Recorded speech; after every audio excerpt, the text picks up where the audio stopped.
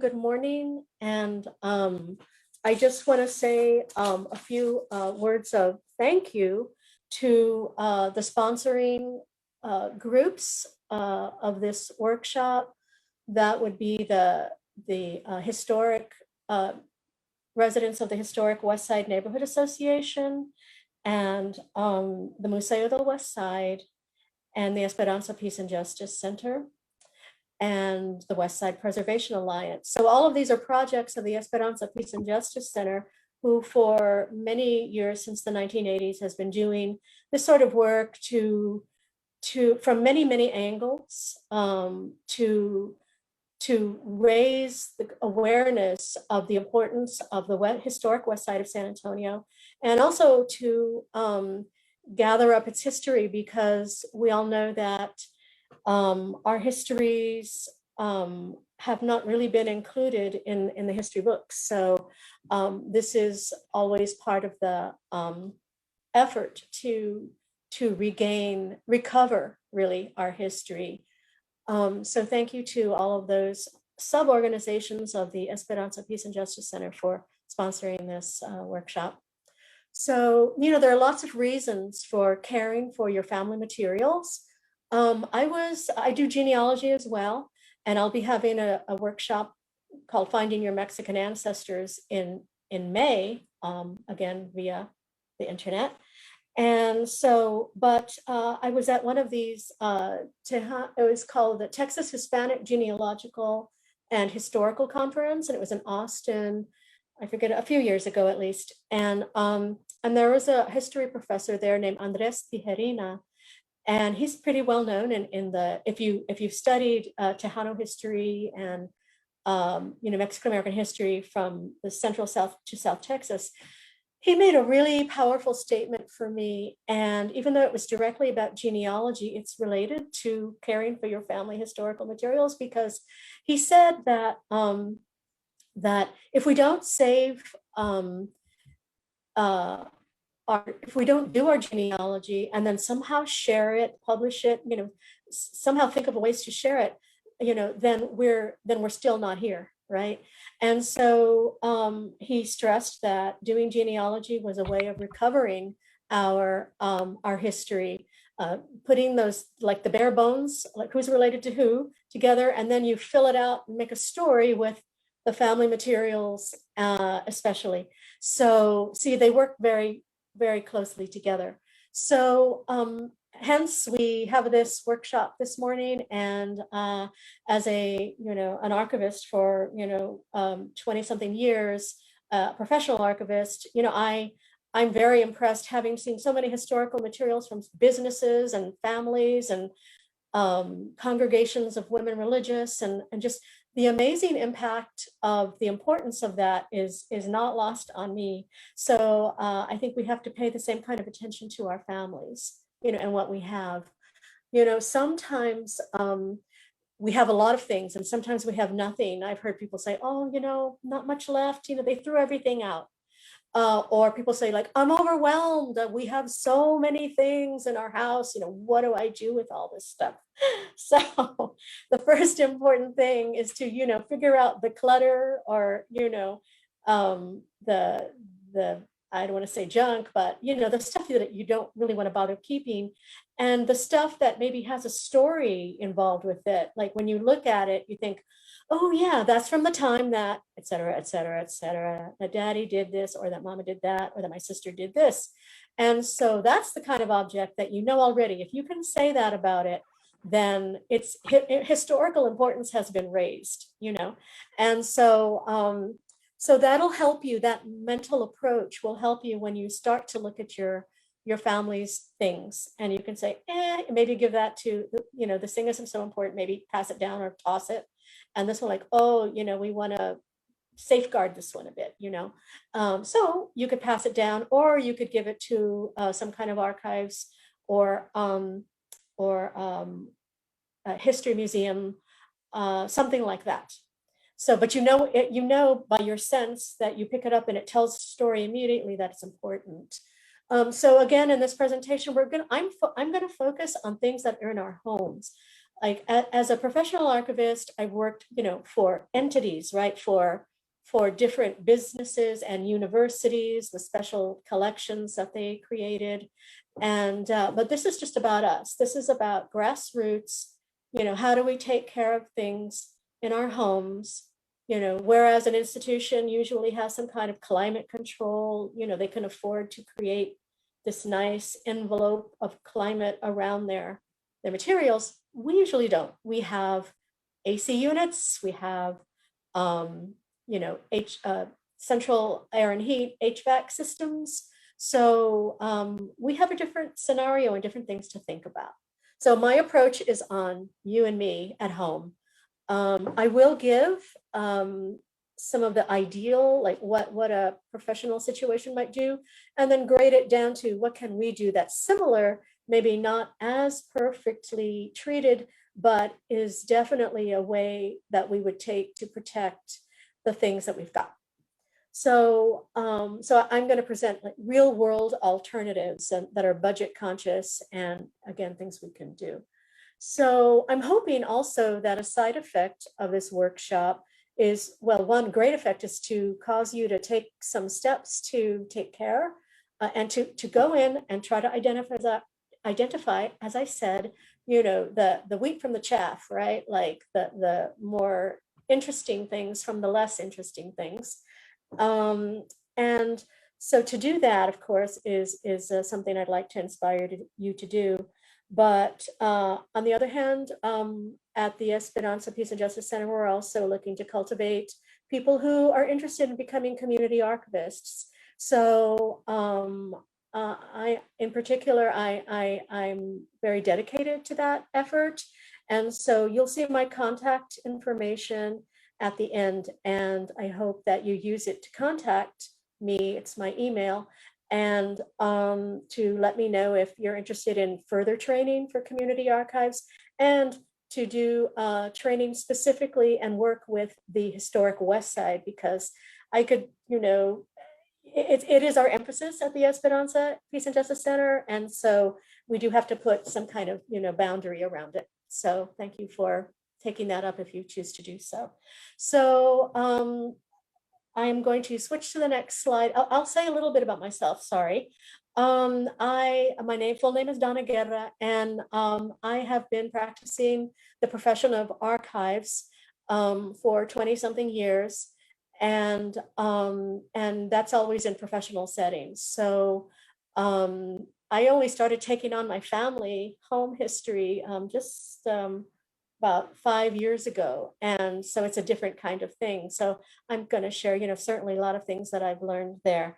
I also, with Laura Hernandez Erisman, I'm also a co-curator for the Museo del West Side.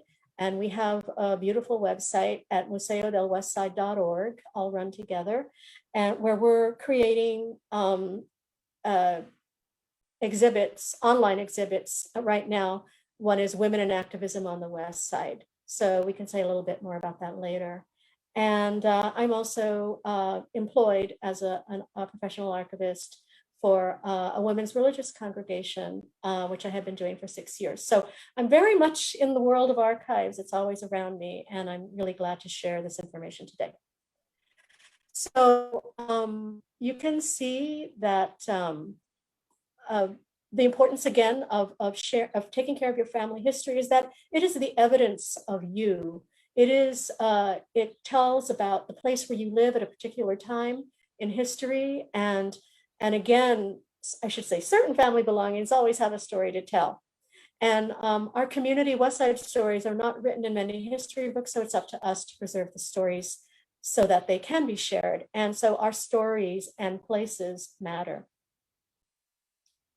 So what are the kinds of things that we're going to be looking for primarily? There's all kinds of formats, but the most common kind are going to be these documents. That means certificates, meaning vital certificates, birth certificates, confirmation, if they're sacramental or from civil legal types of documents.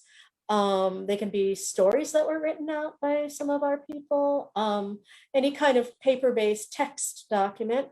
And then stories, again, could have been recorded or written out. News clippings, I think a lot of our families, I know my mother loved to cut out and save news clippings. And so a lot of them, are tossable, like she liked to save comics and send them to me when I was living in the Boston area. That was just a fun way she had of doing things. But she also was she would collect obituaries of our family members and of her friends and of articles that she felt were of interest to her. So news clippings, we're going to find a lot of them. And then photographs, those are also paper documents, but we treat them differently because they have that, what makes them a photograph, right? It's paper, but it has the chemicals that were put on to the surface to make the image. And so because of those chemicals, we can't treat them just like paper most of the time, So I'll be talking about that. Then we have objects, and that's all kinds of objects. I have medals from the war, little Navy things from my father, little Navy medals, little religious medals, Guadalupe medals. I have several Guadalupe medals from my mother and grandmother that are really interestingly done, beautifully done. And I have a beautiful little coin purse from my grandmother. It's really tiny and leather, and it's somehow, to me, it tells a story of her. So I feel it's historically important. Again, each family's evaluation of what is important and what isn't, it's totally your choice. You will be the one to make those decisions. So something that I may not see is like, oh, they kept that, I don't get it, but you get it because you know the story behind it. So that I'm not making any super devising like that's important, that kind of thing, and that kind of thing isn't important. It's really what kind of story is represented by the object. And then clothing, my mother, for instance, has a beautiful homemade, like a folklorico dress, but it's very, very, it's cotton and it's got eyelet at the bottom, and it's not a fancy one, like you see the folklorico dancers wearing. It's really popular style. And I feel like that's a fabulous dress, and I want to preserve it. I haven't yet. And so things like that, you will find important. Family movies. So on the last slide, I talked a little bit about the different formats like VHS, Super 8, 8mm kinds of films that we may have sitting around, and what to do with those. Okay, so these are just a sampling. It's not complete of what kind of things are historically important to our families. So first of all, you have to go through your house and locate the items. So just brainstorm and say, where do we have stuff? I mean, for myself, I'll just give examples for myself. There was a bathroom closet in the bathroom that kind of went up high, and there were boxes up there, and in the bathroom were boxes of historic items, correspondence and objects, and it just really photographs, and that's a horrible things because of the humidity and so many reasons. So, but there they were. And then in another closet, we found them seemingly more protected, but the closet really hadn't had any pest control attention to it. So when we opened up the box, there were dead roaches and the egg sacs and things you just don't want to see in your historically important items.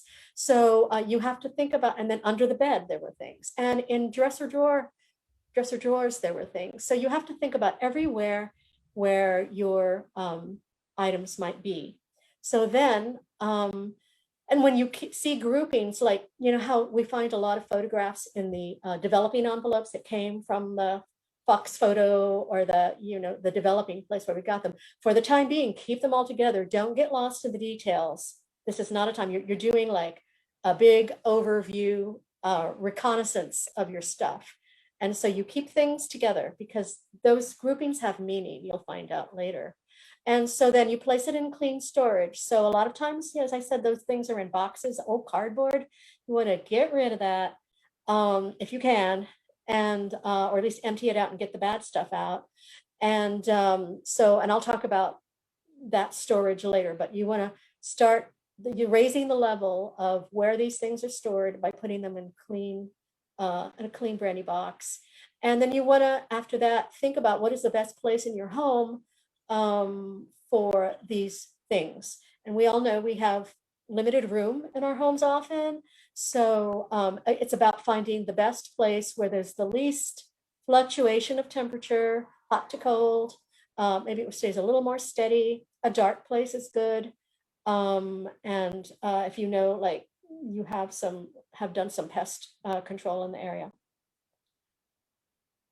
So this is what it can start off feeling like. This is a picture of a family's stuff and from a big old house that they collected over many years. And you can see what chaos that is, right? I mean, everything was just dumped. And I have actually worked in a collection where I had to go to somebody's home. And this is pretty much what I had to sift through. So then the right side is probably not the way yours is going to look, but can look close to an ordered, situation. So this is like, keep your eyes on the prize for the right side, folks. And don't be daunted by the chaos. You just have to be slow and steady. So what kinds of boxes do we want to start putting things in? So, for our home budgets, record cartons, I've had plenty of things come to the archives and record cartons, and it can be fine for indefinite storage. It can work.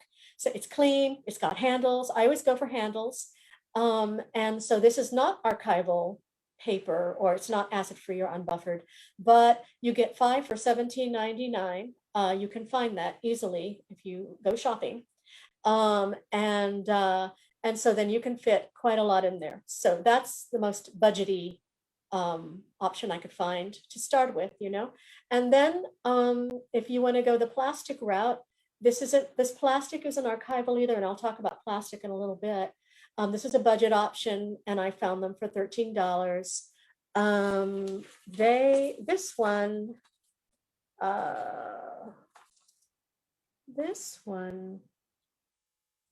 is like a nice, it's six inches high, and it's a little bit smaller, but you can start dumping, say, a lot of photographs in there, a lot of the envelopes from the developing company, just to protect them, to get the first tier of protection, right?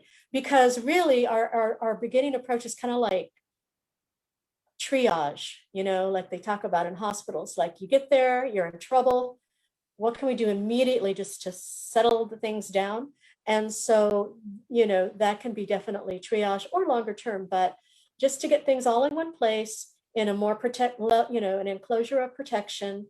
And so then you're already ahead of your game. You're already much better than when you started, right? So it's about approaching it with like a ladder approach, like, okay, I'm going to make this better, and later on, hopefully I'll make it even better. But you do what you can, because, one of the first adages for archivists is like doctors, first do no harm. So we want to treat our vulnerable, unprotected, important family history materials like that. Just get it to a safer place, put some protection around it. So that's, also keep that in your mind. Then this blue archival box, those get more expensive. This is acid-free and unbuffered, has handles as well. So everything should have handles. And it runs about $17 to $20. They run about $17 to $20 each. So they can be tough to find without exorbitant shipping. Now this particular kind does ship flat, and you assemble it yourself. It's really easy. And so I can talk about vendors at another time, but I'm just giving you an idea of what acceptable options are. So some of the supplies you'll need are to put inside the boxes. Oh, and one more thing, sorry, about boxes. You never want to go larger than the carton size, because that means a human being has to carry it, right? And so things can get heavy with a lot of photographs or papers. And so, you have to think about how mobile it will be. If you need to move it around, say there's your roof caves in, you need to move it, you want to be able to grasp it easily. That's why those little plastic bins are also kind of a nice idea for the home. They're not, again, they're not archival quality, but they're easy to move in case things happen. So then back to the supplies, the legal folders, these are not super expensive, 100 pack for $24.11. I like these, they're not, these aren't archival. For archival, it would be much more expensive for acid-free buffered file folders. So I'm giving the affordable and acceptable version. And I like them straight cut because then you can write stuff all along the way and see it. If you have the little tabs that are cut on it, it's not as immediately upon looking at it, it's harder to tell what it is. We also always use pencils. We don't use stick-on labels or anything like with adhesives that can potentially, emit fumes or seep off somewhere with different temperatures. We just really use pencils and an eraser, which comes to the next little picture. That is a little set that I found. I was very happy with it. It's $7.99. It's called a Mr. Pen kit. And I found it, again, for a very inexpensive price. It has a horsehair brush and a vinyl eraser and a little metal little set of, it's a drafting set really, but it works for archives very well. The little metal thing is kind of pliable. Here, I have one right here, and you can see it, it kind of bends, right? You can see that. And but it can be good for lifting, and it's very thin. It doesn't really cut you, so don't worry if you're worried about getting cut. You can lift things that are slightly stuck, with to a surface. It can help you there. And so this is a nice little tool that it comes with, actually. So we always use vinyl erasers. We don't use rubber erasers. So because vinyl makes a very clean erase, and rubber erasers, they age really quickly, they dry out, they leave those red marks or blue marks, whatever color the eraser is, they kind of muck up your surface. Vinyl erasers do not do that. So of course they don't erase pen, but I'm talking about working with pencil. So so you needed to relabel or rewrite something on one of your labels, it would make a nice clean surface once again, and you could put down what you wanted, write down what you wanted to write. The horsehair brush, this isn't most great quality. I've used horsehair brushes of different kinds. Sometimes they're beautifully soft. These are more expensive ones. This one's still soft, but it's nice to, if your documents, because you're going to find documents that have dirt on them, just kind of brush them off or blow. Do not put your vacuum, do not have the idea to put your vacuum on it. And no moisture of any kind. So you really want to do it as a dry process and do the best you can. It's not, maybe won't come out perfectly. Maybe it's so dirty, you might say, oh gosh, I've got to look for a conservator because this is so incredibly important. It needs to look absolutely pristine. But the majority of the times that won't be the case. You'll just want to clean it off in a good enough way. And then we also use powder-free nitrile gloves. I know that everyone sees photographs in media when archivists are featured, they have little white cotton gloves, right?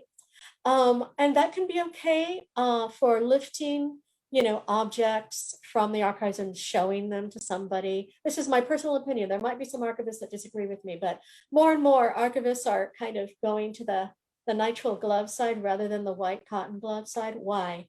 Because white cotton gloves easily pick up dirt. I mean, you will have to have so many, if you're working with dirty materials, you'll have to change them out. It's expensive. So they can spread dirt just as well as anything else. So with nitrile gloves, they're good for working with paper, with photographs, surfaces. You can touch the surface of a photograph safely with nitrile gloves. You just want to make sure, of course, they're clean too, but you can change them out if they become a problem. I once worked with a collection of in someone's, I had to go to their attic, to another room that had, dirt blowing in it over many years.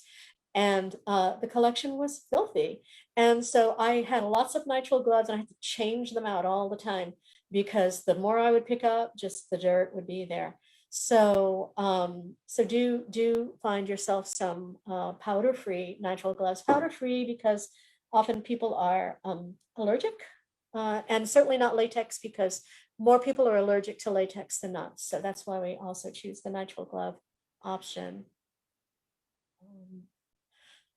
So we don't like paper clips on our papers. Sometimes, you will recognize that a group of papers, especially if you're going to put them in a file folder, they need to be delineated somehow, like these definitely go together, these definitely go together.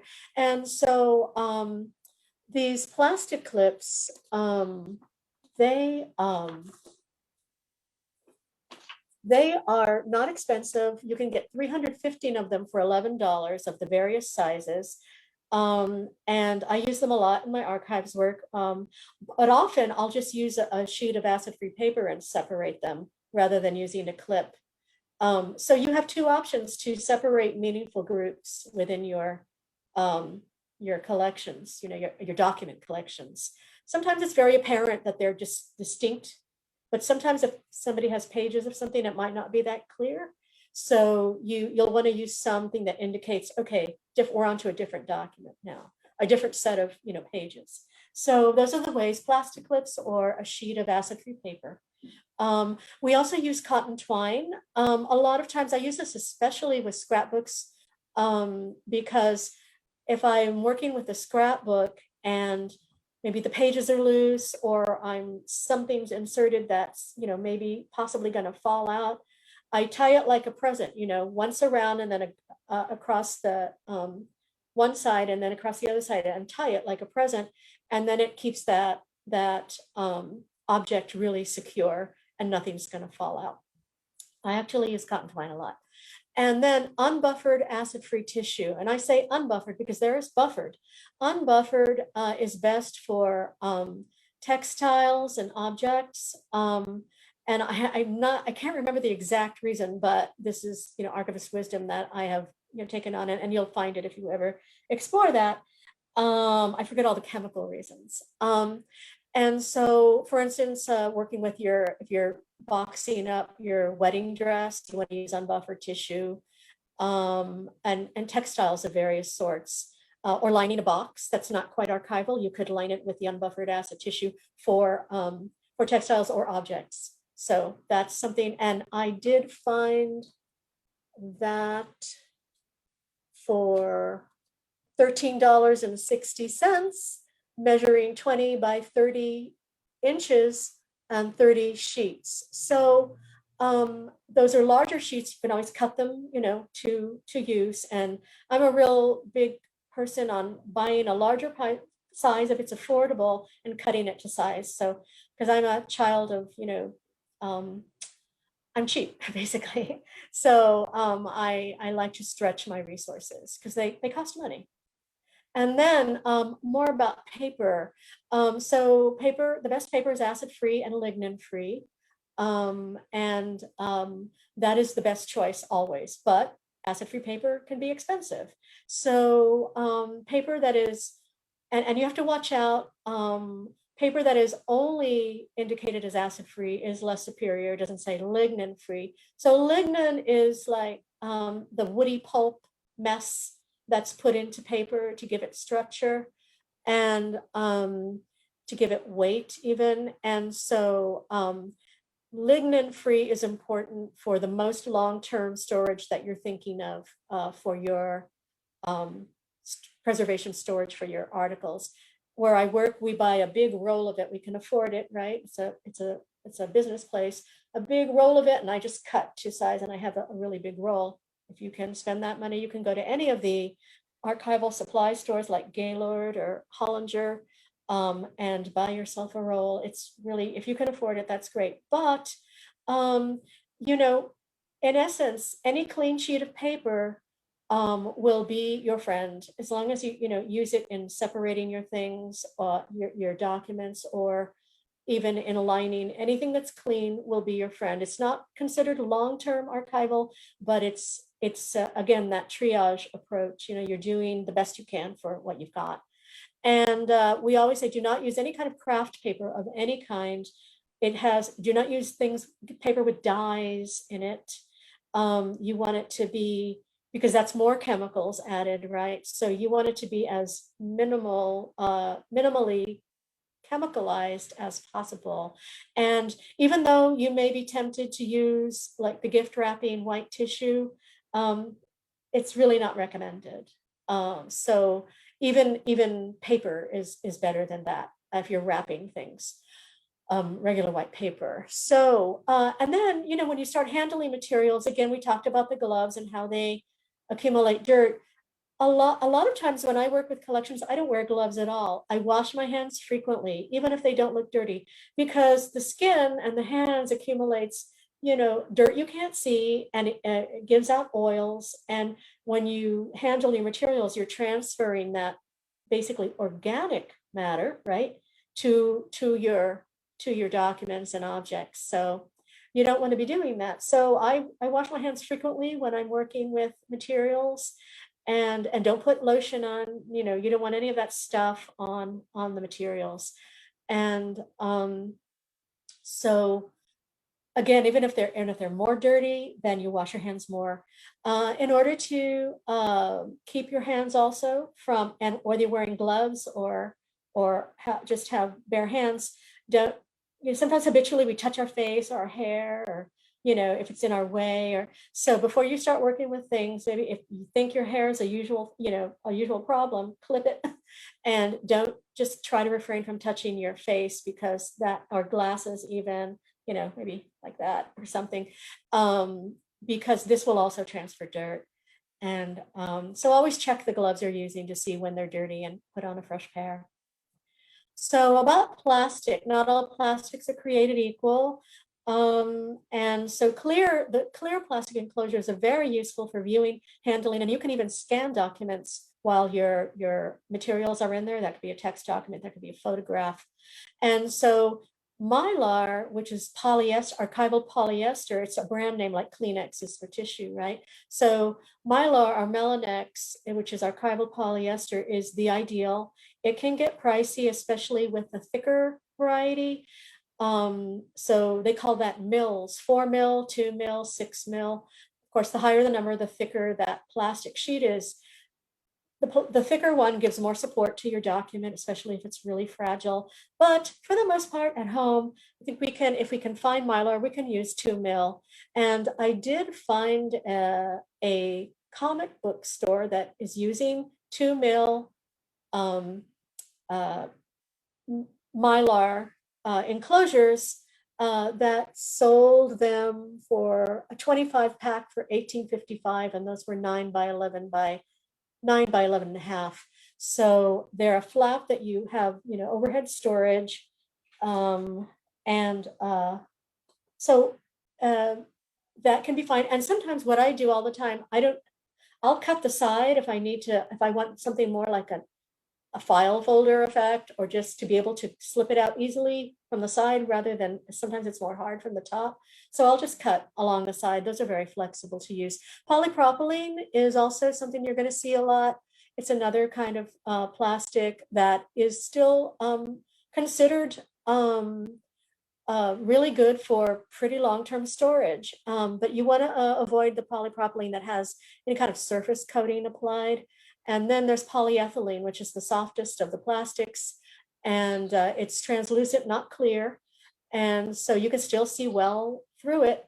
And so it is the lowest cost of these three kinds of long-term storage plastics to use. That it's kind of floppy, right? So the Melanex kind of tends to hold itself up. So yeah, it's different. So for instance, here's one. It's falling to the side, but it's not super floppy. And this is a polyester one, and I'll talk to you about this particular one I just held up. So you always want to read what your stuff's made of. Go to the details of the product and see what it says. Sometimes it just says plastic, like, oh, well, it's probably not the greatest, but if I need to use it and it's cheap in a triage situation, I will. But you really need to read the kind of plastic. Hopefully it says what kind of plastic it is and things like that. So for documents, basically, you can tell the text explains what it is. And you may need to add information about the date and location, even if you're guessing, say, probably San Antonio, circa 1940s, that's all perfectly fine to put when you come around to making sense of your documents. But so anyway, and sometimes those things can live inside the document with the object, with the inside the Mylar envelope or plastic protection. And so that's a good way to start making sense of your stuff once you're further down the line after the big clumps, right? And so again, you need to look at the paper. Does it seem really old? Then you might want to, go with a stiffer kind of plastic enclosure, one that has more weight to it. Older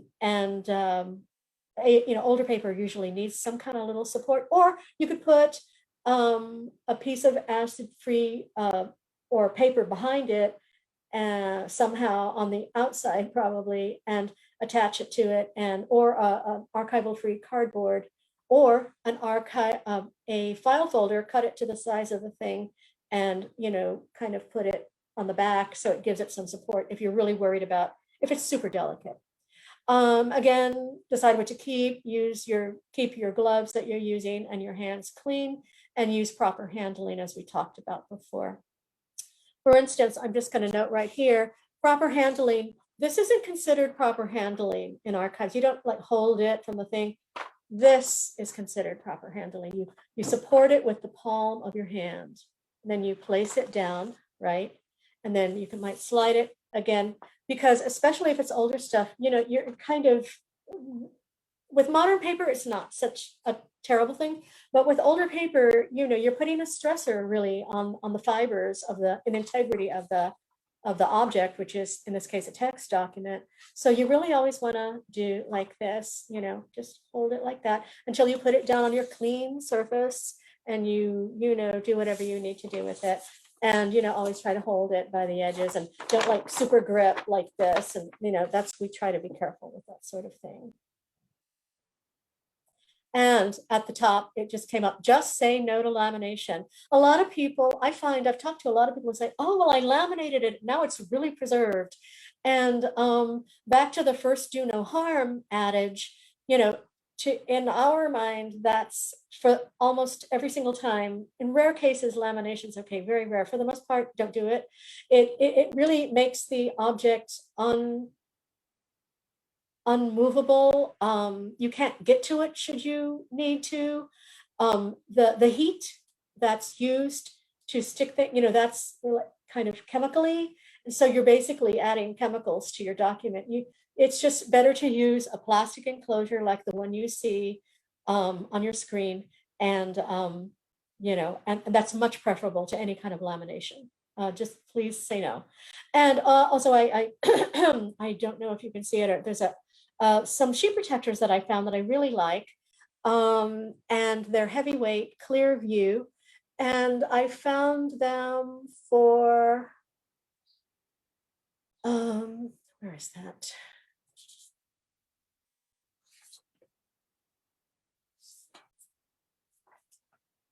I found them for a very inexpensive price. Oh yeah, so they're polypropylene. Okay, so that was, remember, the cheapest of the varieties of plastic that I showed you. And this will be recorded and you can watch it later if you need to review. But so 200 pack for $16.99. I think that's pretty good. And I like them a lot because, again, here's one, right? If you wanted to use the three three-ring binder treatment, then you could. But here it is. And also, I would feel free to cut down here if I just want it to be a easily in, easy out L-shaped sleeve, as we might call it, with this still, supporting the bottom. But I could cut this, and then it will just open up like the one you see on the bottom left, where it just opens up. That's called an L sleeve. So I think that's a really good option for a lot of budgets, is 200 of them for $16.99. So again, use clippings and use acid and lignin and staining. Oh my, because we love to hang on to some of these things, even if it's a loved one's obituary.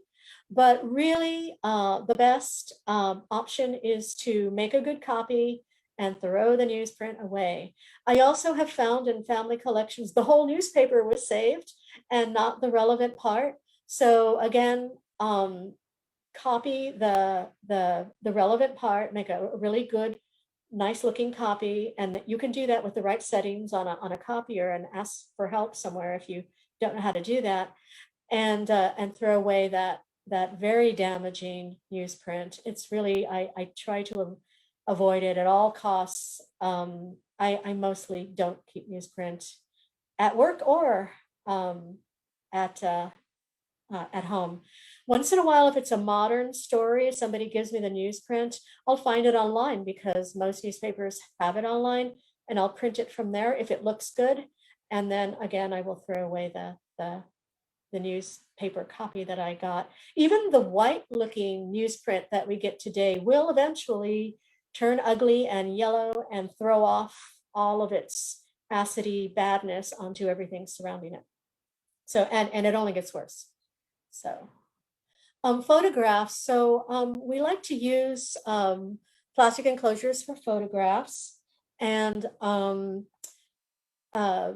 you know, we don't write on photographs. We usually have a little piece of paper that accompanies the photograph, or some people go high tech and create an Excel spreadsheet and, you know, name the photograph, especially if they've digitized it, they can put the digital file name and then any kind of comments or captions that were written on the photograph, because we will find photographs, I find them all the time, that have been written on the back. There's nothing you can do about that. There's no sweating that, you know, it's not worth any kind of drama. You just still treat it, put it in a plastic enclosure, and, you know, hope for its longevity through life. It's because the inks can, you know, seep through over to the front and damage the photograph. Again, this is if the photograph is really important to you, and you can do that. So these in place in there. So if you have a roll of film, for instance, usually that's a good indication, you know, they deal with the same event or same thing. You want to keep those together in your display, in your storage style. And again, in the comments, you can identify people, places, and things in approximate years in a separate sheet of paper, or you don't have to go tech. You can do it on a sheet of paper and store it with the photographs. You can even fold it up, like see these down here, these little things. You could even, they don't all have to be photographs. You can have the photographs and then slip the sheet of paper in one of those pockets to accompany that little grouping of photographs. And then you've got your description and explanation of what's going on here in these photographs. So that's certainly an approach. And of course, we always say don't store in basements, attics, or outdoor sheds. You know, pests and humidity and temperature fluctuation is really bad there. And if you digitize, I've had people say, okay, now I can get rid of the original. No, please do not, because digitizing is wonderful. It's a way we can share, and it's another form of preserving, although for most people in our computer systems and workflows for that, electronic files, same as digital files, are some of the most vulnerable formats. We'll say paper is a format and electronic is a format. One of the most vulnerable formats, because files can be corrupted. Maybe you go from one operating system to another and that operating system doesn't like it.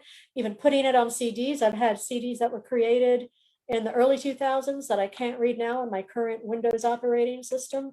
They don't open up. So you never, in case something goes wrong with your digital storage, you never want to throw away, if they're important, historically important, you never want to throw away your original items, documents, photographs, whatever it is you're digitizing, unless of course it has grown mold, and that is, you can remediate mold, as they say, but it's very expensive, and you just have to use your judgment on what's worth spending money and time on.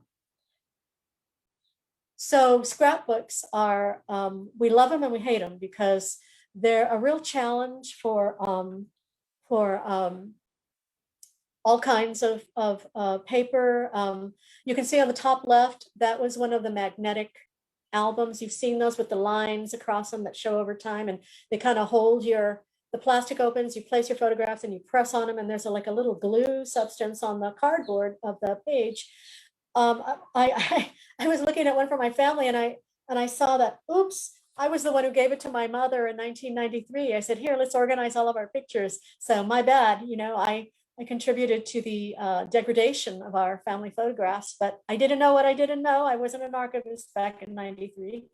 And we all don't know, we're just trying to preserve things and show that we care and organize them and display them. But for the most part, things should be taken out of this kind of album. And there are ways to recreate. If you look on the upper right side, you can buy these sleeves that are archival safe. You can try and recreate the order. And in the upmost corner, you can see it, I hope.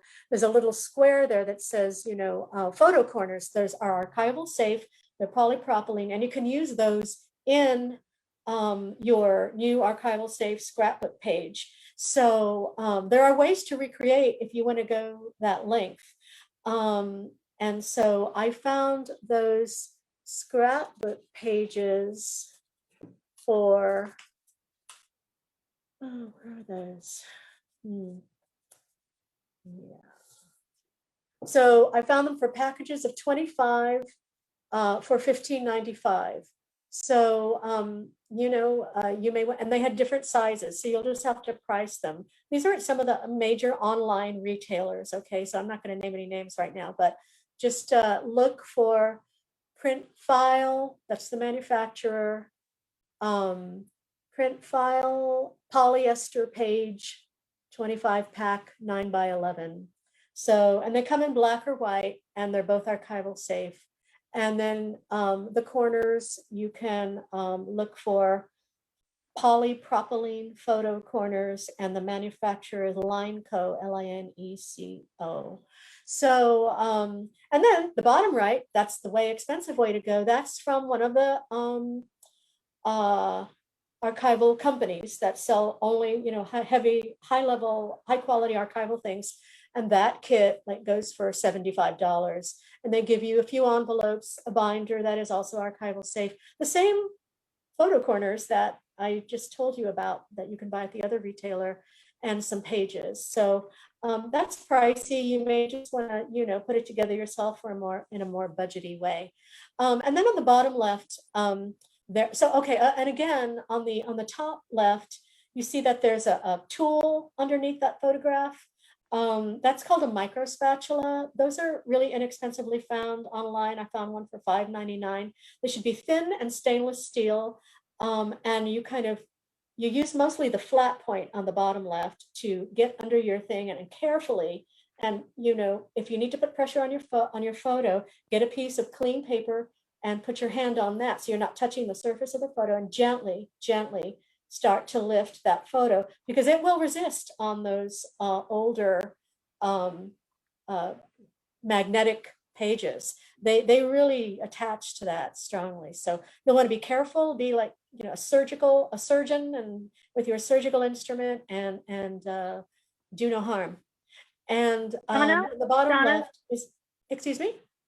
Donna, somebody has a question in the chat. Did you want to take that now? Sure, why not? Okay. Edith would like to know, what about handwritten letters, and what is the best way to care for those? I would say it depends on the age, but basically what I showed, because this is about it as an object and not whether it's typewritten or written. It's about treating how you treat the paper. And so you want to put it in a nice, if you can, a nice plastic enclosure, like the ones I just showed you that are more affordable, that would work. Or the high quality archival polyester called Mylar or Melanex. So I'm assuming this would be maybe, and if it's legal, then you can kind of combine two together. Like what I would do is this. Let's see. So I would put one in here, right, all the way down, and then I would get another one of these enclosures, cut it, and then slip it over the top if it's like extra long, because some documents are legal or even longer. So you could do that approach to protect it. So does that answer your question? Yes, I wanted to see if it was the same way as a document or newsprint. I have letters all the way from my childhood that I have alphabetized and put in boxes, but I want to preserve them and keep them. So I wanted to see what the best way was. Thank you. Sure, that's good. And also I'll say that if they're all to you, all those Yes. letters written to you. Yes. Okay, so yeah, so that'll be just arrange them. Actually, yeah, alphabetical by sender. Is that how you did it? I did. I Okay, even that's fine. archived it, like who has been deceased, if it's like family members or so forth, Yeah. our friends that are no longer with me, as Uh-huh. well as like who's currently still mailing me letters and so forth. Right. And then I have them like family and friends or different kind of things. That's good. So you made series, basically. We in archives, we talk about series. The one series is the ones written to you by maybe even certain people, or and then another series is, you know, families and friends, or whatever. You can make families, friends. So you can create your own meaningful groupings. You know, that's why you start to think about arranging these things. And then within a set of friends, you can do alphabetical, or it might even work. You have to think it through to do it chronologically. And that might be interesting too, to see maybe what was happening in your life in these different periods. Yeah, So, I have them alpha right now, but I kind of like that chronological. yeah, it's kind of an so. interesting approach, you know, because that can help you tell a story too, you know, in that arrangement. It goes through your life. So that's a great question. Thank you. Thank you. And so I'm going to try and wrap up because we have a lot to do. I need Christelle to come in and talk, and then I want to ask Lizette a couple of questions. So anyway, the bottom left scrapbook is just your regular old bad acidy paper with, you know, little photo corners that are black, the kind we always used to use. If you ever did a scrapbook, you used these.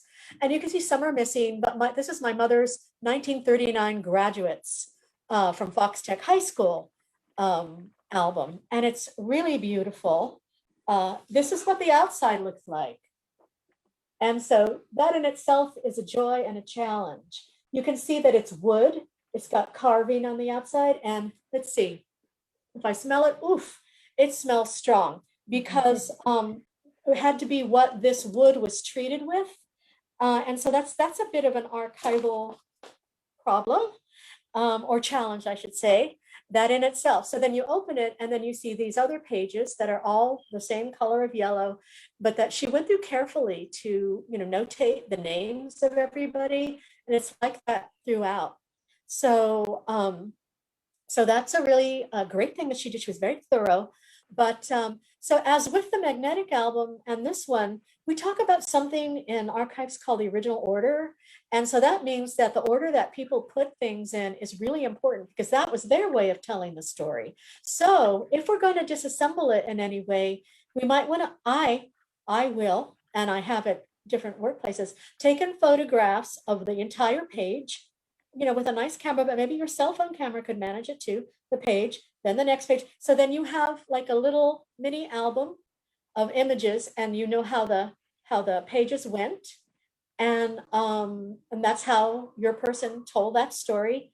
And then you can either recreate in the style in the upper right, get pages and, you know, new archival photo corners, or you can disassemble and put into plastic storage, as I showed you here. Donna, we have another Okay. question. If you want Sure, to let's take another go. question. Let's do it.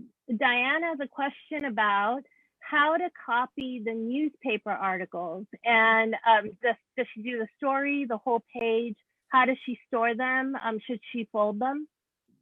Yeah. Well, I mean, I don't know. I guess if your story that was relevant to you is a huge part of the page, you'll likely have to go to like a place that has a large scanning area copier, you know, maybe 11 by 17, and they get longer, right? And bigger. And I would ask for help in how to make the best copy of a newspaper article, because there are settings that you use so that it comes out much nicer than if you just automatically press copy, like background suppression. Also, it depends on the condition of the newspaper article. Is it all already yellow and, or is it still kind of off-white, so you will need to evaluate that and to see what kind of settings that you'll need. Usually, so I don't know the size, and so if you need to put it in 2 parts, you can do that too. These record cartons that I showed you, or the storage cartons, especially the inexpensive kinds, they're all the same size. You could put them inside of a manila envelope. Remember the legal size ones that I showed you, and write at the top what it is and where it's from. And you could do a separate copy if you wish to include, what paper it was from and all of that. And you will also write that on your file folder top label. So you have some options there, but copying is really the best thing. And if you know someone, hopefully, or you can send me an email, and we can talk about it a little further about how to achieve what you want. Okay, thank you. It is the articles are the full page Oh my goodness. of the newspaper, and then smaller ones as well that are full page from the Southside Recorder. I see. That size. Yeah. So I have both sizes, and it's like, how do you, I know I would go to Kinko's or whatever they're called these days or whatever and get a copy made, but I didn't realize that you need, and thank you, Crystal and Melissa. I see your show pretty and saying, using certain types of blueprint scanning. Maybe they have at the library. But again, did you say to fold them when I go to store them? Once I make it onto the copy paper, it's going to be the size of a newspaper again. So do I fold it into the folder? Is it okay to fold the copy, or how do you store it's not ideal paper? Unless you want to buy large size boxes, if you have enough, No, not really. Yeah. A dozen articles or so like that. It may not be perfect, but it will be there. And we don't have to put the copy inside of a plastic folder. Do you put a unless copy in there? It's such an absolute, amazing treasure that you want to hang on to it. You can wrap yes, you want to put the copy in a folder, just because you'll be able to tell at the top what it is. It's part of organizing your things, so yeah, you have options. Okay, thank you so much. You're welcome. Thank you all. Sure. Donna, we have one more question too. Okay, let's do it. Okay, what does it, let me see, where are we? Okay, are there plants when dried which can help keep moisture and insects away? Cedar chips, cedar chips, but are there others? We have a lot of stuff in a cedar chest that belonged to my mother, especially, different family members. We did move it inside. It was in an outside storage room. Most things in there held up pretty well. I did see evidence of pest damage, and it was out in our storage room, our outdoor storage room, for quite some time. So it's not a guarantee. It's perhaps a deterrent, but that lets off fumes. So maybe you don't know what the cedar was treated with, things like that. So I would still, if you need to keep it inside the cedar chest, I wouldn't, but I would still put it in an enclosure, like a box inside the cedar chest. That's what I would do. But if it's inside, you have less opportunity for pest if you're living, if your space is, your living area is treated for pests, right? Yeah, there's another question about somebody who is preserving some leaves, and they're about 15 years old and want to know how they should preserve those. They were their grandfathers from their place in Mexico. They are leaves, like leaf from a tree? Leaves, yes. Oh, interesting. I don't know that answer. I haven't gotten too much into preserving organic materials. I would have to look into that. Honestly, that I have not been involved. There are answers, I know that, because there are botanical archives and museums. And so but I'm afraid I can't help you, but I can look into it. And why don't you send me an email and I'll try and hunt down the answer for you. Donna, which email do you want people to send it to? It's at the, I'll have it at the end, but it's DMGUERA2001 @yahoo.com. Okay, and to follow up around the letters, somebody said, I have a trunk full of parents' letters from World War II. Am I putting each sheet of each letter in a separate plastic enclosure and then the envelope in its own plastic? Or am I putting each letter with its envelope into one plastic?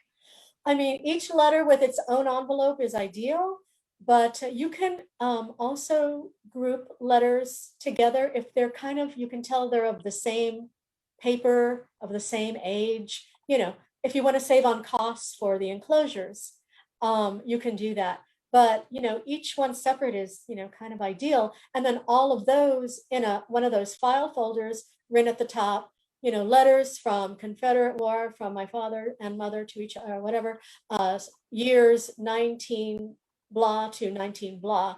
And then you have immediate recognition that all the stuff in there, even if it's in, you know, the plastic enclosures, is of one kind. Does that make sense?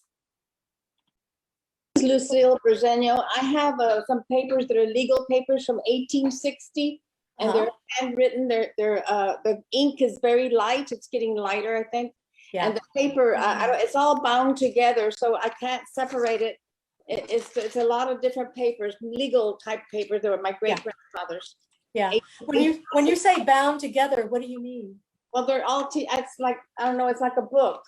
So they can't come out of whatever they're in? Well, they're like a bunch of legal papers together, and the folder fell apart, the cover. But it was a regular folder. That's what so they were bound into a book. Yes, right. And they're bound together. It's just so there's glue on the edges of the spine.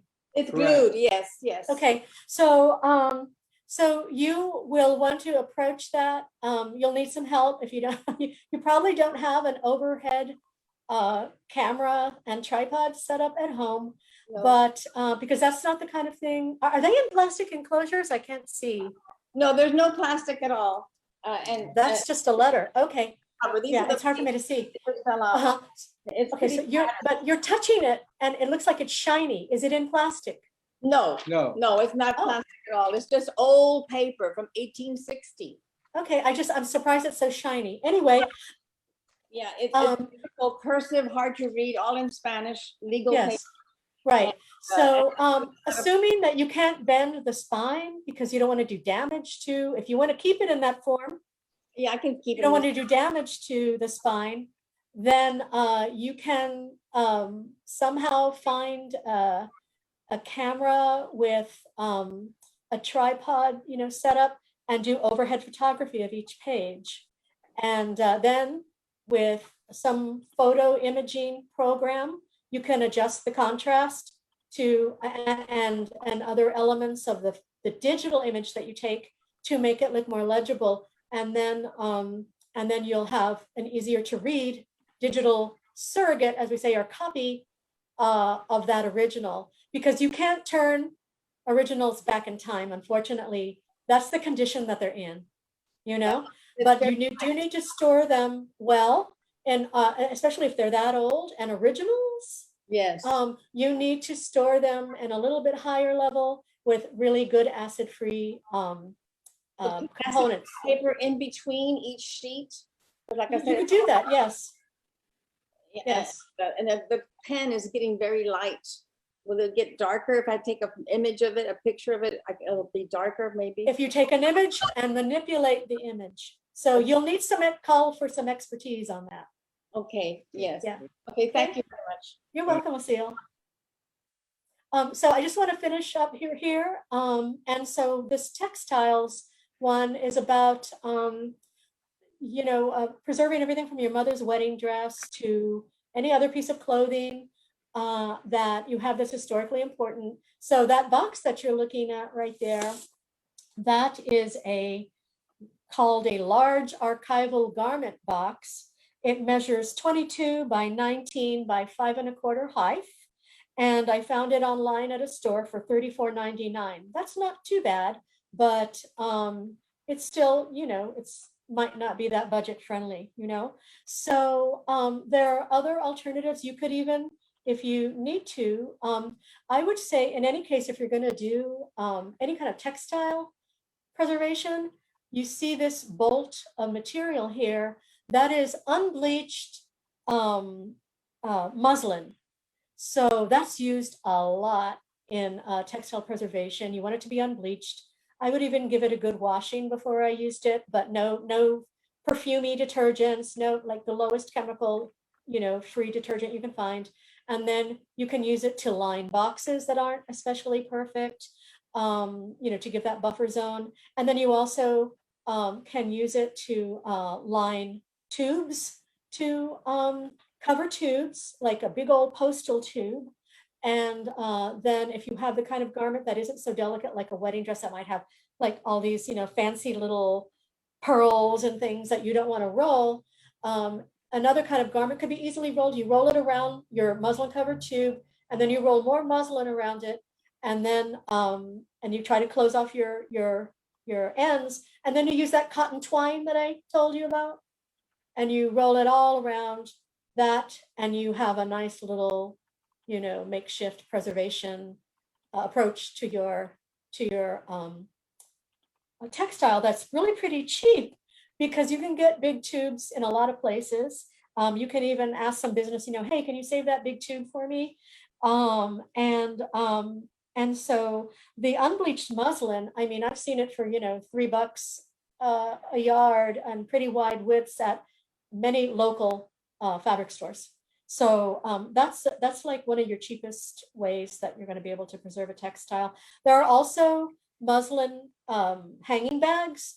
Those can get a little bit more pricey, but the one that I'm showing you right there that closes with buttons on the bottom left, that one was $15 to $25 for various sizes. I found that online, but you can also make one too. Just on the hangers, you want to roll a lot of muslin around it so it's kind of padded, and then you have your bag, and you can kind of go that way. So that's about textiles. And so if I had a box or something hanging with my mother's folklorico dress, I would, put a label on it that said, or her wedding dress, 1945, Enacida Morales Guerra. And then I would know immediately on looking at it, and hang it from, the hanger part, the little hook, or anywhere, and I know exactly what I'm looking at. So objects and artifacts, my grandmother's little purse on the bottom right, that's leather. It's real tiny. And it probably measures like 3 inches by 2 inches. And she had all those little gems and metals and things inside of it. There's my father's radio and TV repair shop on Commerce Street that he used to have. And my mother's Guadalupano Misa book and other things. And so those things, you can just buy. They do sell little archival boxes, but they can be pricey again. So in the meantime, you can just get one of those cheap archival enclosures and put them all in here just for the moment. Put it in a file folder and say, to be described, and say, write on it in pencil all the time. Grandma's this, that grandma's coin purse, et cetera, et cetera. And I mean, there's so many approaches you can take to the levels of getting to where you want to go with archiving things. If you're not at the most ideal point, you're still doing great by protecting things. Audio visual, a lot of us have VHS. So where's my things? Oh, we have cassettes. So VHS and cassettes, they should be stored this, actually cassettes should be kind of stored this way. And VHS, if this was a VHS, stored upright this way with the spine out. And you could put, a tag on the outside usually. That's, you can do that easily. And so that's if you're going to hang on to them. But of course, digitization of these things is very popular these days. And so that's a really good idea, because these Super 8 and 8mm, and let's see if you all know what those things are. No, I can't find it, but sorry. Anyway, a little Super 8s, you've seen the little Kodak boxes, And those need to be digitized. I would say if you want to rescue the content on them, there are places in town. I will say one place that I think are pretty reasonable, and they're called Matson, Matson video, and they do, I think, a nice price job for people to digitize their old film formats. So that's really important, because as far as the physical formats, these are considered the most vulnerable, the most easy to go away. I don't know if you've ever had the chance to view an old VHS, but they look horrible, right? They're all like, jittery, and that kind of tape, magnetic tape, it's called, tape for cassettes, deteriorates very quickly. Okay. And they also need, if you're going to hang on to the originals, the coolest place in your house if possible, and to be in a box. So again, how to begin the big picture, make meaningful clumps. In any bags or boxes are folded. Don't get perfectionist about it. We always say in archives, do not let the perfect be the enemy of the good.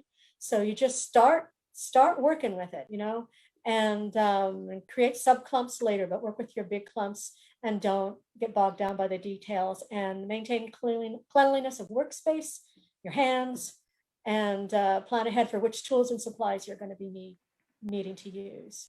So now I'd like to invite Cristel to speak. This is Cristel Hortapuente, and she has done a lot of work with community archiving at the past Paseo del West Side, in digitizing photographs that people would bring into the event. So as a community archivist already, I want her to talk a little bit about her experience with that. Yeah, hello everyone. We'll talk a little bit about that, but I was also taking some notes, and I had some things that I can kind of show you in some examples of some of the things Donna was talking about. So news clipping, I'm doing research right now at the Whitty, and the particular artist I'm researching, his name is Octavio Medellin, and there are a large amount of news clippings that they have in their archives. So originally what they did was the curator at the time was very, very good about keeping the news clippings, but she did put them in a book and had them kind of bind it in a book, and each one is on a page. It's kind of difficult if you had to scan it, like it's kind of hard to maneuver around, and then they are deteriorating. But what they did at the Whitty was they took photocopies of all of them, all of the articles. So I think the important thing to also remember is when you photocopy it, to put a date. So they put dates on here and what newspaper it's from.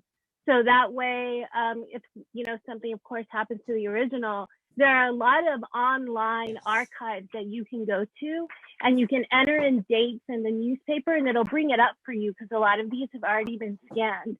So the amount that I've gone through for him like fills up all of this binder with those newspaper clippings. So, and then she was also talking about scanning like larger, like bigger, I guess maybe magazine type articles. There were some like the Recorder, there would be things in there.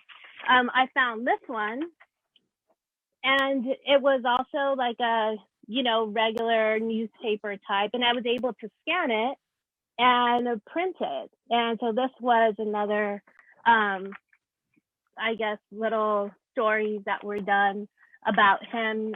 And then I have another brochure, and so I was just able to print these out and kind of keep them really the size that they were. And fortunately it's kind of large, but they did have a large printer there. And there are resources at the San Antonio Library, and then at UTSA, they do have an overhead scanner. So Cristel, hi there. Yeah. Sorry to interrupt, but we don't have much time, and I was hoping to focus just on the work for the Esperanza. Yeah, of course. Okay. Of course. Okay. Yeah, I just wanted to share that so they could like see Yes. an example. So what I did with one of the projects I worked on with the Esperanza was scanning a photo album. And it was my grandmother's photo album, and it's she's my grandmother by marriage, but of course in San Antonio, everybody's related. So she's also my great aunt. So this was, I don't have the photo album here, but this is kind of what it looked like. And it was a hand bound right here with a little string. And this one's in much better condition. I found this at an estate sale. But it was similar on the inside to these pages. So a lot of these you'll find that have these very delicate pages. So hers, these pages were disintegrating and falling apart. So it was very challenging. There were over 400 photos in this handmade photo album. So I did exactly what Donna had said to do. And I took pictures of each page to kind of document what the scrapbook looked like. And then I started scanning the photos. And that's one of the things that we do here with the Esperanza is we can help you also scan your photos. So that's one of the things that I've done with the project with Photo Historias. I've helped people scan their photos and help them sort of maneuver through them. And we do get photos in all different types of condition. So don't be scared and just start, somewhere. I know these items are very precious and delicate to you. And so this is one of the boxes that I use. And so an example of some of the things that we scan and we would take care of are, this is my grandmother's green card. And so this is a precious document. This is her alien receipt card. So all of these are things, that we could help you. We could help you scan them. These processes are challenging. They're challenging for even trained archivists. So I definitely highly recommend just trying to start somewhere. And we did have people ask, in the chat, where can I go? What could I do? Which I said the library are great resources, or come to us, and we can help you work through all of that.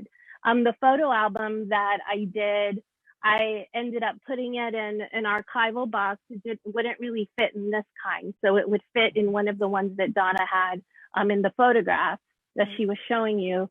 So I put the album in there and I tried to wrap it with the correct kind of tissue. And then I gave it back to my grandmother. And so she now could have it in a better condition. When I got it, it was actually in this box that was too big for it.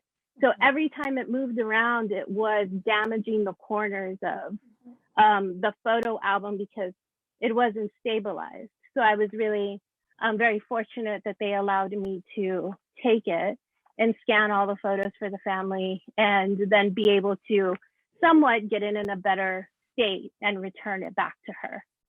And that's a wonderful attitude. I love it. I like that we do our work that way. We do similar stuff with the Museo del West Side. We'll collect to create a woman's an exhibit profile, images from that person, and then I try to return it to them. We digitize it. So we return to them digitized photos so that they can have them as well. So we do them high quality. So that's good. And then also their photos may be arranged in a more, elevated enclosure. So they're like, oh yeah, my stuff looks better. Yeah. Yeah. So this is an example of one of the photos that we digitized that was in her collection.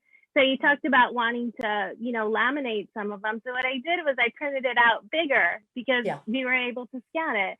And then I was able to laminate it so I could show other people, kind of take it around with me. Hey, she lived on Buena Vista. Look, there she is. So once you kind of get things organized and scanned, then you can figure out other ways to use them. Exactly. And we're going to have more trainings later. And so if you're interested in that, please put your or please send me an email that I shared with you, and I'll say it again before we actually end. But also, I want to say that for a lot of the projects of the Esperanza, we don't actually keep their photographs most of the time. We digitize it, and then we return their originals to them. So we have different programs that we use community photos with a lot. And that's been our process for the most part so far. And also, Christelle, thank you for reminding me of something important that I wanted to say and I didn't. You know, I think it was Lizette's mother who asked me about, she wanted to display a photograph, an older photograph, and I don't know what that means, 40s, 50s, you know, 1910, I don't know what older means in this case, but I do know that, you know, an older photograph can mean one of those really, you know, late 1800s, early 1900s curved photographs, and you've seen those in the beautiful frames. And so my advice for displaying those, for displaying really treasured photographs is not, probably you're not going to like it, but is to, if you can, make as high quality a digital copy of it in whatever size it is, put that in the frame and store and protect your original. You know, so that means you would have to dismantle it. Sometimes, you know, that mostly works. Sometimes you find the little nails back there and they're all rusty. You have to be very careful because they're what's holding the photograph and really nasty cardboard in. So you've got some choices there, but if you do absolutely have to display your original, you should get some kind of UV coated archival polyester. That's where you want to spend the money. And so just a sheet, you know, and because all the natural light is the worst UV light, and you are damaging your photo the more you keep the original hanging out in space so you can enjoy it. So I just wanted to mention that.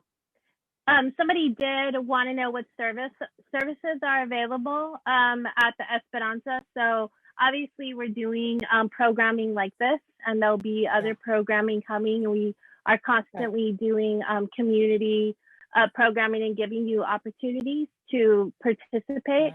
Once we probably are able to get a little bit back to where we were before, we would have sessions in person where you could come and, you know, we would have coffee and all kinds of wonderful things. Not around archival materials. Not around the materials, but we would have great discussions about how to work through all of this. So we still are providing those types of services.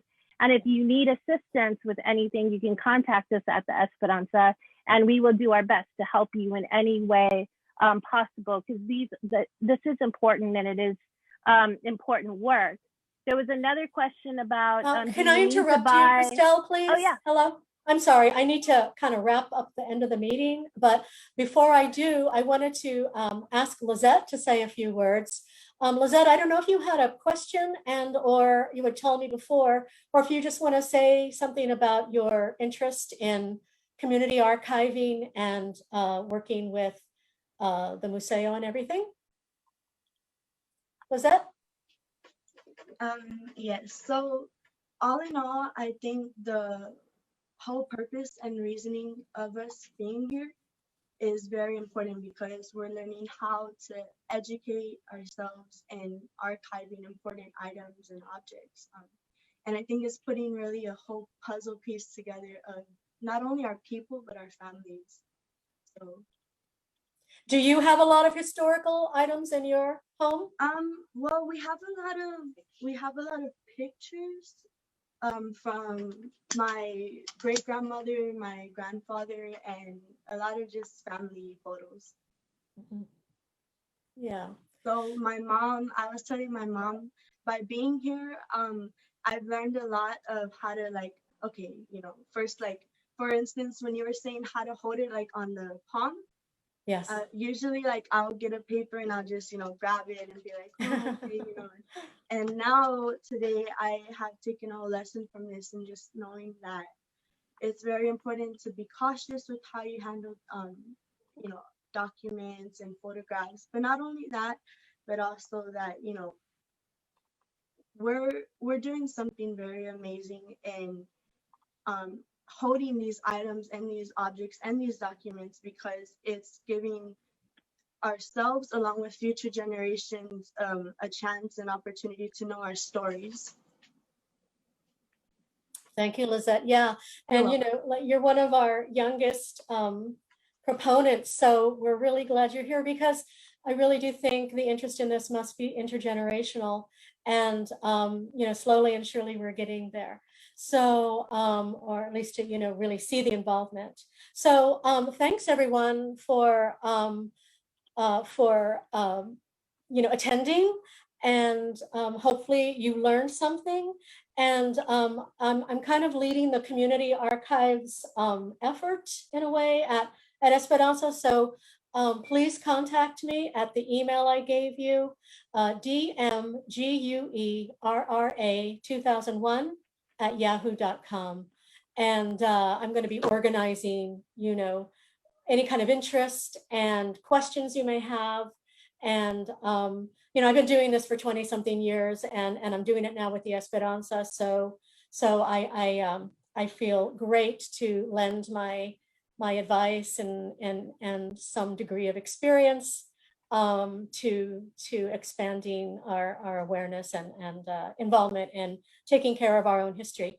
And yeah, so any further questions, please email me. I'm afraid we're really out of time. I'm sorry for keeping you too long, but hopefully you found it worthwhile. So thanks, everyone. Wonderful. Thank you all very much. Bye-bye. This was excellent. Thank y'all. Bye, everyone. Bye. Bye, Lizette. Thank you, Donna. Thank you, everyone.